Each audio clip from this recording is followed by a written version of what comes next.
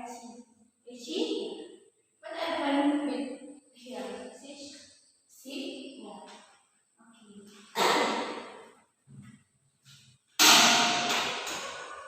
Everyone come, but only itchy? Not here? Yes. Okay. So I know this afternoon class, everyone feels so sleepy, right? Yes. Well, are you sleepy, Nana? Yes. Okay. Let's follow me. Stand up, please. Okay. Touch your friends. Touch your friends. Relaxing. Relax. Touch. Better? Yeah. Okay. Sit down, please.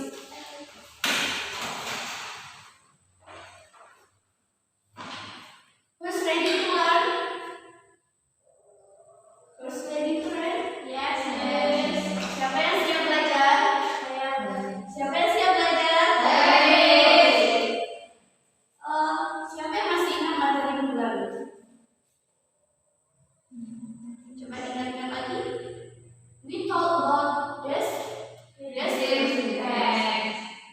Nah, everyone, siapa yang udah tahu tentang descriptive text? Santi, you know descriptive text? No, Miss. I don't know. I forget. What is that? Oke, student, seringkali ya kita terlupa pelajaran-pelajaran minggu lalu. Nah, sekarang bisa sedikit explain back for descriptive text. Nah, di sini descriptive text itu teks yang menggambarkan tentang sesuatu, baik tempat, seseorang, atau ciri-ciri seseorang. Nah, kalian tahu nggak dongeng paling indah? Nah, kalau di dongeng paling indah itu ceritanya gimana dong? Mesti tahu nggak? Ceritanya gimana? Main ayam. Anak yang durhaka. Itu selain dongeng paling indah, dongeng apa lagi yang pernah kalian dengar? Santi? Danau Toba. Danau Toba itu menceritakan tentang siapa? Tentang seorang laki-laki yang ingkar janji. Terus nama tokohnya? Ada dong, Miss. Okay, let's start this class about narrative text. Silahkan buka buku kalian dan catat teks naratif.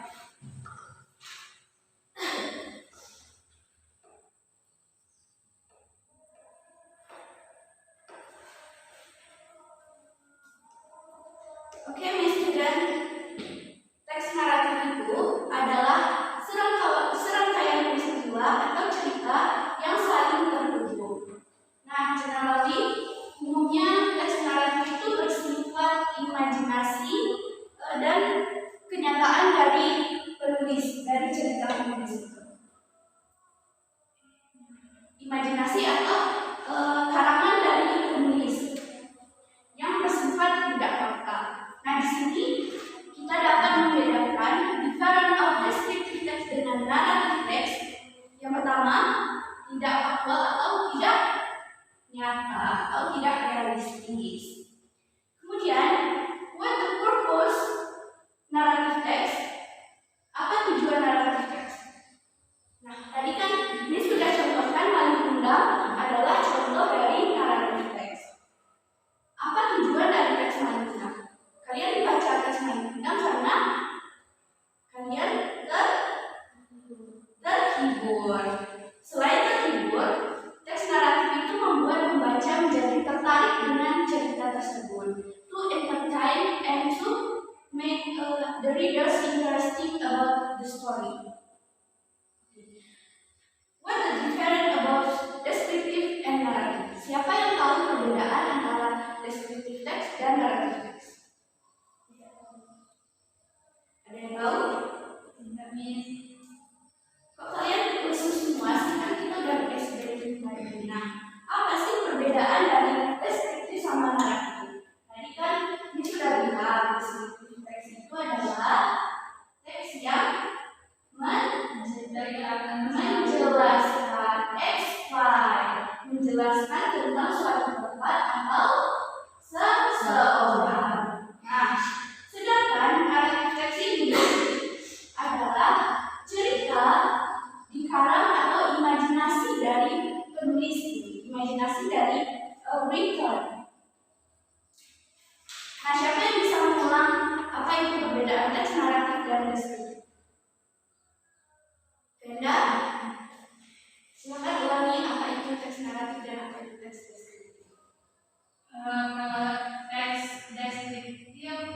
menjelaskan suatu tempat atau seseorang. Narrative text itu teks tapi yang berupa hayalan. Oke. Give a clue for example. Kemudian, selain definisi dari descriptive text, kita juga harus we must know about generic structure atau struktur-struktur yang tertera pada teks naratif. Yang pertama itu ada orientation. Nah, di mana orientation di sini introduce atau pengenalan dari tokoh, tempat, atau watak dari seseorang yang ada di dalam cerita tersebut. Kemudian, selain orientation, ada complication. Nah, di complication ini, contohnya di cerita Manipura. Masalah terbesar pada Manipura itu apa? Masalah utamanya. Waktu dia pergi dari rumah terus meninggalkan ibunya, itu dimulai complication-nya. Nah, di dalam teks naratif itu namanya complication. Kemudian ada resolution. Selain masalah, kita juga harus mengetahui apa solusi-solusi yang ada pada masalah tersebut. Misalkan dia kan pergi dari rumah kemudian terus dikutuk oleh ibunya. Nah, solusinya di sini bahwa dia menjadi batu atau dikutuk oleh ibunya. Itu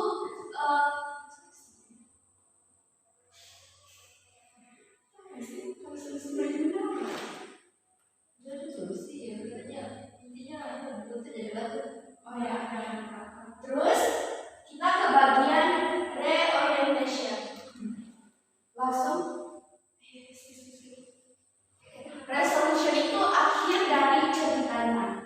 Sad ending atau happy ending. Nah, kalian tahu nggak kalau Manipura itu happy ending atau sad ending? Sad ending. Nah, sad endingnya itu gimana tuh kalian tahu itu sad ending? Dia diubah menjadi batu oleh ibunya. Benar sekali. Terus yang terakhir, apa pesan moral yang dapat kita ambil dari cerita Manipura? Jangan menjadi anak yang nakal. Jangan Jadi anak yang nakal. Nah, di sini kalian patuh nggak sama ibu kalian? Alhamdulillah. Jadi jangan durhaka ya sama ibu atau ibu yang di rumah, karena ibu di sini juga orang tua kalian.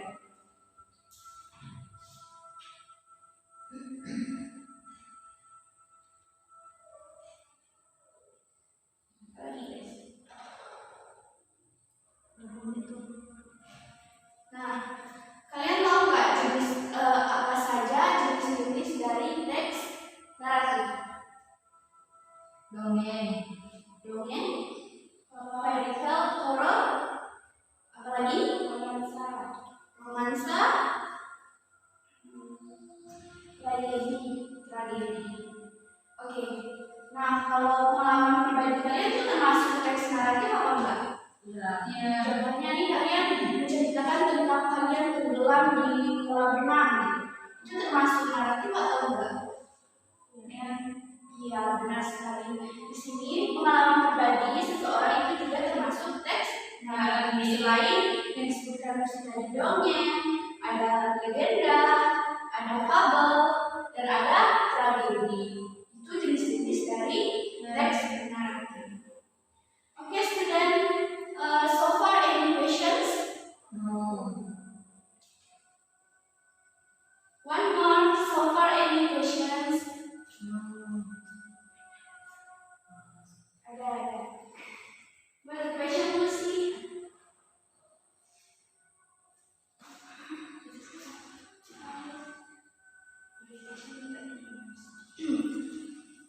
Saya yang bertanya, guys. Oke, orientation itu letaknya di mana, guys?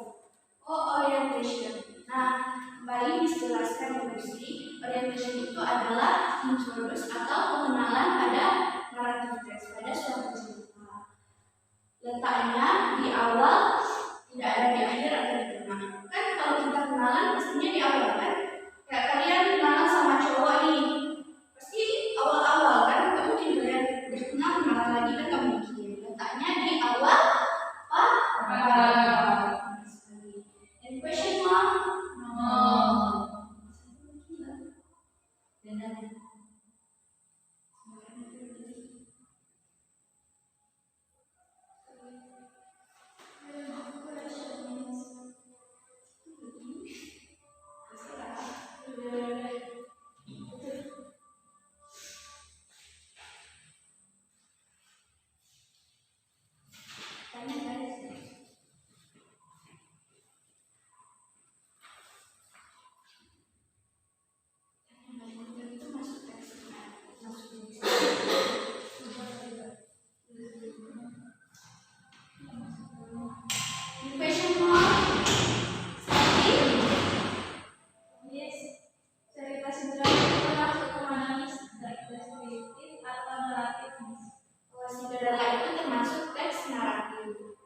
di mana kita mengetahui teks naratif karena Cinderella ini bersifat khayalan atau karangan dari penulis. Kita pernah dengar cerita Cinderella yang asli?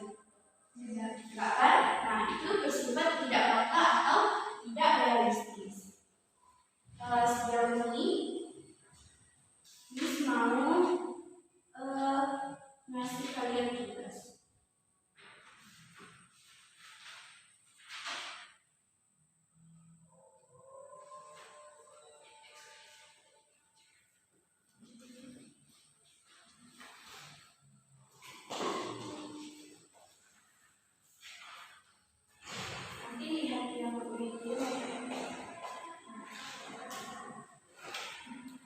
Silakan kalian analisis di sana. Seperti yang sudah dijelaskan tadi, tolong jelaskan mana yang orientation, complication, reorientation, sama solution.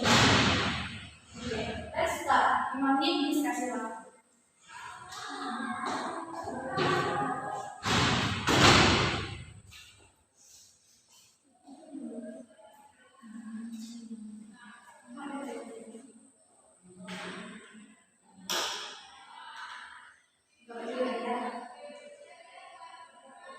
Nah, pada cerita ini dia menceritakan tentang sang pendiam dan Dayang Sundari.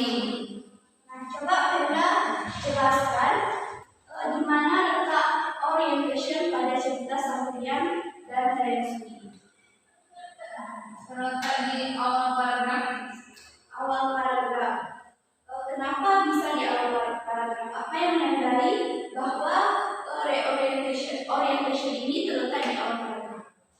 Karena di paragraf ini menceritakan kisah dengan latar belakang dari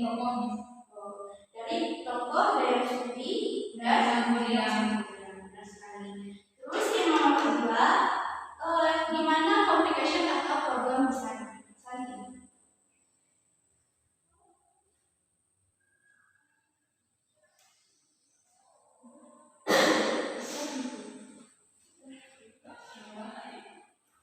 Ini terletak di yang pada paragraf after hunting away, sang pendiam become desperate and bored because he had no dear. Oke, benar sekali. Terletak pada after hunting all day, sometimes become desperate and worried because he had no dear. Kemudian yang ketiga, letak daripada reorientation atau akhirnya. Ada nggak di sana? Nah, ini Miss tunjukin ya. Coba kalian baca yang sang pendiam failed to marry him. Oh ya. Nah, itu happy ending atau sad ending? Sad ending is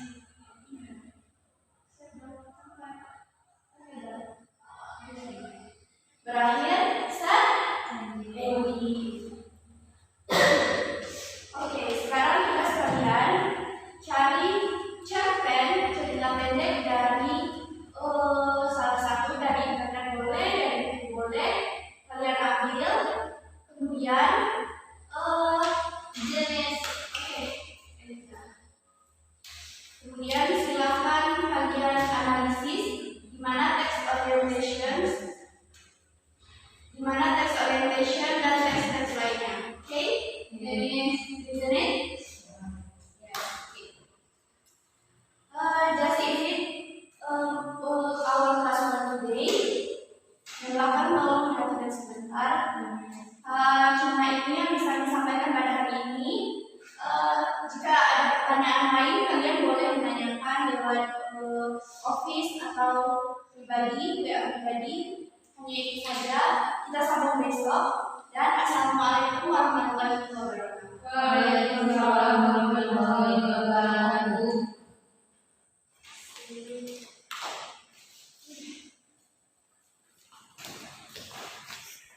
Nampak siswanya tuh.